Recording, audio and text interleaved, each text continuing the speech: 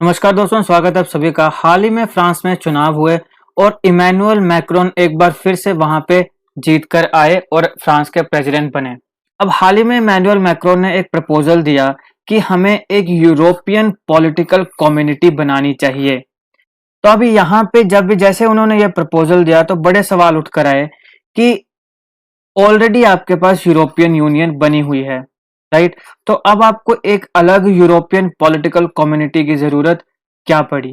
तो इसके पीछे के क्या रीजंस हैं, क्या रीजंस दिए गए मैक्रोन के द्वारा और क्या इसकी सिग्निफिकेंस है? क्या इस प्रपोजल के मद्देनजर हम ये देख सकते हैं कि अब यूरोपियन कंट्रीज जो हैं वो यूरोपियन यूनियन में उनका ज्यादा इंटरेस्ट नहीं रहा है? क्या चीजें हैं, सारी की सारी चीजें हम इस वीडियो में डिस्कस करेंगे। आप इस वीडियो को अंत तक देखेगा, चैनल पर नए हो तो सब्सक्राइब अवश्य कर लें। तो फ्रांस के प्रेसिडेंट इमैनुअल मैक्रोन ने अभी कहा कि हमें एक यूरोपियन पॉलिटिकल कम्युनिटी बनानी चाहिए, हमें ऐसी कम्युनिटी स्टैब्लिश करनी चाहिए जो एक मच ब्रॉडर पर्सपेक्टिव को सामने रखे कंपैरिजन टू प्रेजेंट जो हमारे पास यूरोपियन यूनियन है वो। अब यूरोपियन यूनियन में क्या है कि एक तो मेंबर बनना बड़ा मुश्किल है, उससे बाहर निकलना बड़ा मुश्किल है, बाहर निकल गए तो दोबारा एंटर होना मुश्किल है। तो इसलिए इमैनुअल मैक्रोन ने कहा कि इसके बजाय हमें एक इसको तो रहने देना चाहिए, लेकिन इसके साथ साथ एक यूरोपियन पॉलिटिकल कम्युनिटी भी हमें बनाना चाहिए। इस कम्युनिटी का जो विजन है वो प्रेसिडेंट मैक्रोन ने रखा अपनी स्पीच में, जो उन्होंने दी यूरोपियन पार्लियामेंट में स्टारबर्ग फ्रांस में।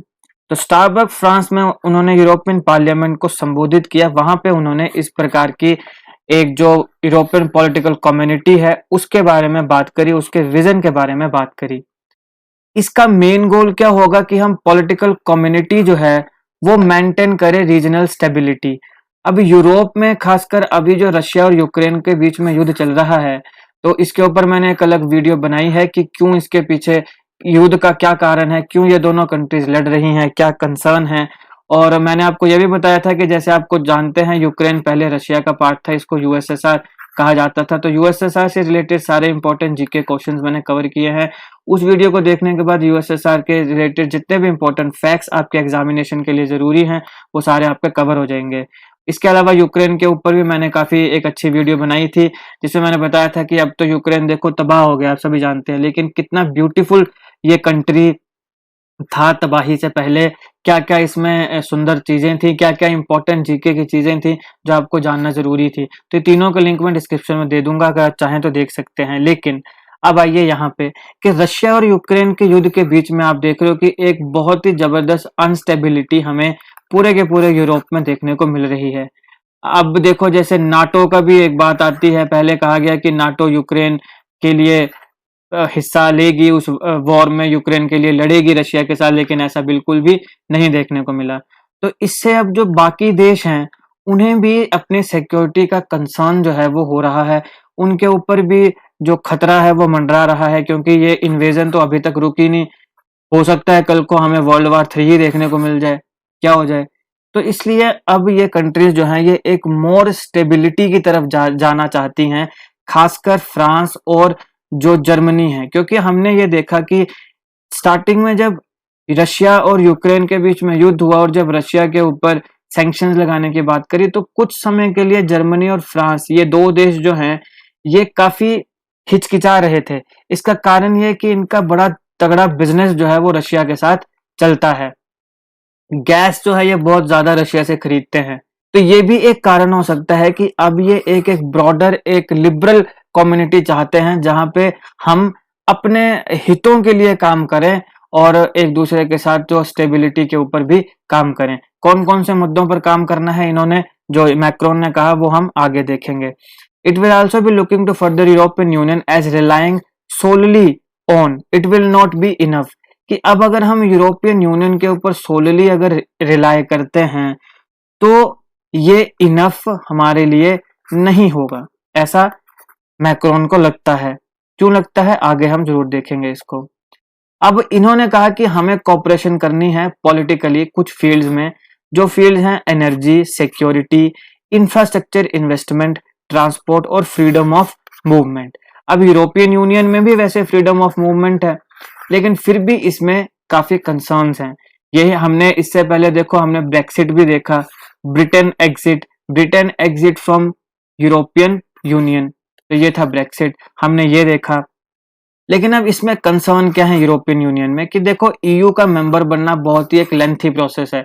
हमने यूक्रेन के केस में देखा, यूक्रेन कब से कह रहा है कि मेरे को यूरोपियन यूनियन का मेंबर बना दो, मेरे को नाटो का मेंबर बना दो, लेकिन इतना लेंथी प्रोसेस है, इतने साल निकल गए, उधर से रशिया ने इन्वेजन भी कर दिया।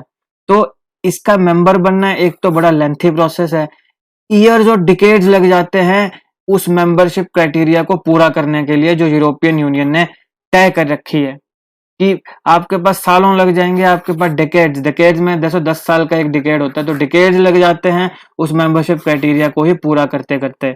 और देखो यूक्रेन के केस में तो ये भी था ना कि यूक्रेन देता ही क्या यूरोपियन यूनियन को, ऐसा थोड़ी, इनको तो भैया पैसा भी चाहिए, इनको सिक्योरिटी भी चाहिए, इनको बाकी चीजें भी चाहिए, ऐसे थोड़ी पकड़ के तुम्हें मेंबर बना देंगे, ठीक है ना। ये तो यूक्रेन का कॉमेडियन है। अब देखो जो जेलेंस्की है वो देशभक्त है, उसको बोला गया, उसको अपॉर्चुनिटी दी अमेरिका ने कि हम आपको बाहर निकाल देते हैं, उसने कहा नहीं, मेरे को तो एमुनिशन चाहिए, मेरे को बाहर से हवाई जहाज मत भेजिए। तो देशभक्त तो है, इसमें कोई दो राय नहीं है, लेकिन क्या उसके डिसीजन जो थे वो सही थे? इस प्रकार से उसने जब भरोसा कर लिया अमेरिका के ऊपर और यूरोपियन यूनियन के ऊपर, क्या वो सही था? मैंने इनको विस्तार से कवर किया है रशिया और यूक्रेन के वीडियो में, और यूएसएसआर के वीडियो में भी, अगर आप चाहें तो उसको जरूर देखिएगा। तो काफी सालों, काफी डिकेड्स लग जाते हैं यू की जो मेंबरशिप है क्राइटेरिया उसको पूरा करने में। तो अगर हम एक अलग कम्युनिटी बनाते हैं तो वो it will provide quick way for any country that is willing to join the bloc. तो ये एक बड़ा आसान सा रास्ता हम रखेंगे, हम इतनी इतनी टफ, इतने मेंबरशिप क्राइटेरिया जो है उसको नहीं रखेंगे, इतना लेंथी प्रोसेस नहीं रखेंगे, हम थोड़ा आसान सा क्राइटेरिया रखेंगे इस कम्युनिटी का मेंबर बनने के लिए। और कोई भी देश अगर मान लो एग्जिट कर गया है तो उसको इजीली हम उसको रीजॉइन भी करने देंगे, वो देश इजीली उसको, इस कम्युनिटी को रीजॉइन भी कर सकता है। इसके अगर कारण देखे जाए तो एक तो मैंने जैसे बताया कि यूक्रेन में कितने साल लग गए उसको यूरोपियन यूनियन का मेंबर बनने में, अभी तक वो नहीं बना, राइट। मेंबरशिप क्राइटेरिया पूरा करते करते कितने साल लग गए, तो ये भी एक कारण है। इसके अलावा मैंने जैसे बताया कि रशिया और यूक्रेन के युद्ध में काफी अनस्टेबिलिटी हमें इस समय यूरोप में देखने को मिल रही है, ठीक है ना। कई तो ऐसे देश हैं जहां पे मतलब महंगाई जो है वो चरम पर है। तो ये भी एक कारण है कि हम ऐसा एक ब्लॉक बनाएं जहां पे हम मोर स्टेबिलिटी की तरफ जा सकें, क्योंकि अब जो विकसित देश है ना, ये युद्ध नहीं चाहते हैं एक दूसरे के साथ, इनका नहीं है कि लड़ाई झगड़े करें, इनका है कि अब हम विकसित देश हैं, अब हम स्टेबिलिटी की तरफ कैसे जाएं। ऐसा होता है ना, जब कोई व्यक्ति मानसिक रूप से भी स्टेबल बन जाता है तो उसको लड़ाई झगड़े और है ना नोचना खसोटना और हाय पैसा ये चीजें नहीं रहती हैं। उसके क्या होता है वो कि यार अब मैं स्टेबिलिटी, शांति प्रिय जीवन जो है वो जीना चाहता हूँ। वैसे ही अब जो डेवलप कंट्रीज हैं ये चाहती हैं कि हम मोर स्टेबिलिटी की तरफ जाएं, हमें जो अपना लोग हैं उनके जो स्टैंडर्ड्स हैं, लिविंग स्टैंडर्ड्स, उनके ऊपर खड़ा उतरना है, उनको और बेहतर बनाना है, हमने लड़ाई झगड़ों में नहीं पड़ना है। लेकिन फिर अगेन बीच में कुछ देश आ जाते हैं जो बोलते कि अरे, रशिया का जैसे व्लादिमीर पुतिन है, ठीक है ना, उसने बोला कि अरे ऐसे कैसे, है ना। अब उसमें भी अलग कंसर्न है कि भाई रशिया ये कह रहा है कि मेरे बॉर्डर के ऊपर ही नाटो आ जाएगा तो फिर हम, हमारे लिए तो वो कंसर्न हो जाएगा। और ये बात सही भी है, क्योंकि नाटो की तो स्थापना ही रशिया के खिलाफ बनी थी। अब वो आप अपने उसमें है ना, आप जो मर्जी कहो कि हमने स्टेबिलिटी के लिए बनाया, इसके लिए बनाया, सारे जानते हैं कि जब कोल्ड वार का समय था और जब वर्ल्ड वार टू भी हो रहा था तो उसके बाद से किस प्रकार से हमें यूरोप में, खासकर रशिया के साथ, हमने किस प्रकार से चीजें देखी हैं। यूरोपियन कंट्रीज के जो है ना कंसर्न थे उस समय रशिया के, तो नाटो कहीं ना कहीं बनाया ही रशिया के खिलाफ था कि रशिया की अगर इन्वेजन होती तो हम ये कहें कि हम सब एक हैं, एक साथ हम लड़ेंगे। तो एक ये भी कंसर्न है, तो स्टेबिलिटी की तरफ ही भी ये लोग जाना चाहते हैं। और तीसरा एक कारण जो मुझे लगता है, ये मेरा पर्सपेक्टिव है, कि अब ये जो देश है ना, ये जो अमेरिका की और रशिया का ये जो चल रहा है, मतलब काफी सालों से जो इनके बीच में एक आइडियोलॉजिकल जो वॉर चलता है ना, कैपिटलिज्म और कम्युनिज्म के बीच का जो युद्ध चलता है, मुझे लगता है कि शायद इस समय यूरोपियन कंट्रीज जो हैं, कुछ यूरोपियन कंट्रीज जिसमें जर्मनी और फ्रांस मैंने बताया, ये अब तंग आ चुकी हैं, ऊब चुकी हैं, क्योंकि इनको अमेरिका के साथ भी नहीं बिगाड़नी है, लेकिन ये रशिया के साथ बिगाड़ना भी नहीं चाहते हैं, क्योंकि वहां से इनका बिजनेस है। कितना गैस ये वहां से लेते हैं। इवन देखो अभी जैसे हमारे भारत के ऊपर सवाल उठाए जा रहे थे ना कि भारत इंडिया के साथ ट्रेड नहीं छोड़ रहा है, ये नहीं कर रहा है। तो हमारे जो इस समय एक्सटर्नल अफेयर मिनिस्टर है, बहुत ही जबरदस्त व्यक्ति है ये, एस जयशंकर जी। मैं बड़ी इज्जत करता हूँ क्योंकि ये बंदा जो है ना, इसने हमारी फॉरेन पॉलिसी बदल के रख दी है। तो इन्होंने कहा कि आप हमें क्यों देख रहे हो, यूरोपियन कंट्रीज को देखो ना।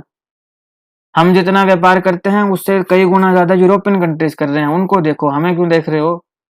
हमें भी बोलिए, लेकिन पहले इनको तो बोलिए जो आपके दोस्त हैं, मित्र सज्जन हैं। ये अगर बंद कर देंगे तो हम भी सोचेंगे, जब ये नहीं बंद कर रहे तो हम क्यों करें। तो ये भी एक चीज है कि ये कंट्रीज नहीं चाहती हैं आप कि हम रशिया के साथ भी बिगाड़ें। तो इसलिए हो सकता है कि अब ये यूरोपियन यूनियन से थोड़ा बाहर उठ के देखना चाहते हैं, थोड़ा बाहर निकल के देखना चाहते हैं कि हम एक ऐसी कम्युनिटी बनाएं जो हमारे लिए बाइंडिंग नहीं हो। मतलब ऐसा नहीं है कि आप हमारे देश की जो अपनी जो हम चीजें पॉलिसीज करना चाहते हैं आप उसको भी डिक्टेट करो। ब्रेक्सिट का भी कहीं ना कहीं यही कारण था कि ब्रिटेन जो है वो यूरोपियन यूनियन के बाहर जाके देखना चाहता है, बाहर जो चीजें हैं उनको एक्सप्लोर करना चाहता है। तो इस प्रकार से अब इसकी बात उठ रही है, और क्योंकि इन प्रकार की कम्युनिटीज की बात उठ रही है तो ये बता रहा है कि यूरोप की जो कंट्रीज हैं वो ईयू से कुछ ज्यादा ही खुश नहीं है। तो अब आने वाले समय में देखा जाएगा कि यूरोपियन यूनियन का भी भविष्य क्या होगा और यूरोप पे किस प्रकार से चीजें निकल के आएंगी। अभी तक के लिए जो चीजें हुई वो मैंने आपको बताई। वीडियो अच्छी लगे तो लाइक करिएगा, शेयर करिएगा, और ऐसे ही जी के वीडियोस के लिए हमारा चैनल अभी के अभी सब्सक्राइब करिएगा। Thank you so much for watching.